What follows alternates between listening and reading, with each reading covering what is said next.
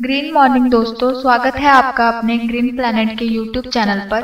नई वीडियोस के नोटिफिकेशन के लिए subscribe button और बेल आइकन को दबाना ना भूलें। हो नमस्कार. नमस्कार. तुमचं पूर्ण नाव सांगा. रमेश तुकाराम खोत, राहणार हरंगूळ बुद्रुक, तालुका जिल्हा लातूर. आज तारीख आहे 10 नोव्हेंबर. आज तारीख 10 नोव्हेंबर 2025 या दिवशी आपल्या ऊसाच्या प्लॉटमध्ये आणि आमची लावण तारीख होती 26 नोव्हेंबर. म्हणजे या ऊसाला जवळजवळ आज 16 दिवसांत करेक्ट 1 वर्ष पूर्ण होते. बरोबर आहे. तर आज हे तुमच्या उजव्या हाताला आपल्या ग्रीन पॅन्ट कंपनीचे भूम पॉवरची बॅग वापरलेली आहे. बरोबर आहे. आणि हा ऊस आहे तुमचा ज्याला आपण रासायनिक खत वापरले. सरीकडे दाखवा. हे म्हणजे माझ्या हातातला ऊस रासायनिक खत वापरलेला आहे, तुमच्या हातातला सेंद्रिय खत वापरलेलं आहे.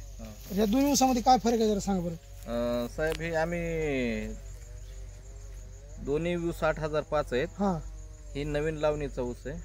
ह्याला आम्ही भूम पॉवरची एक बॅग वापरली फक्त 1.5 एकरला एक बॅग वापरली आणि ह्याला नाही वापरलेली. तर ह्याच्यातला फरक म्हणजे ह्याची जी जाडी आहे भूम पॉवर वापरलेलीची, ह्याची जाडी चांगली भेटली आणि ही बगर भूम पॉवरचं आहे ह्याची जाडी कमी भेटली. आणि पेऱ्याची संख्या पेऱ्यामध्ये काय सांगतात.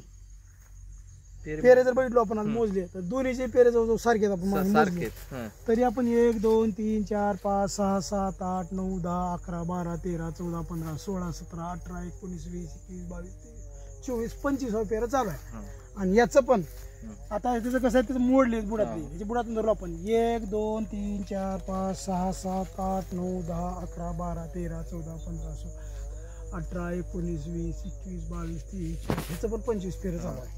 दोन्ही ऊसाला 25 पेरे आहेत. ह्यांच्यातला फरक फक्त एवढा आहे, भूमी पॉवर वापरल्यामुळे जाडी आणि उंची मध्ये फरक भरपूर आहे सर. 5-6 पेऱ्याचा फरक आहे.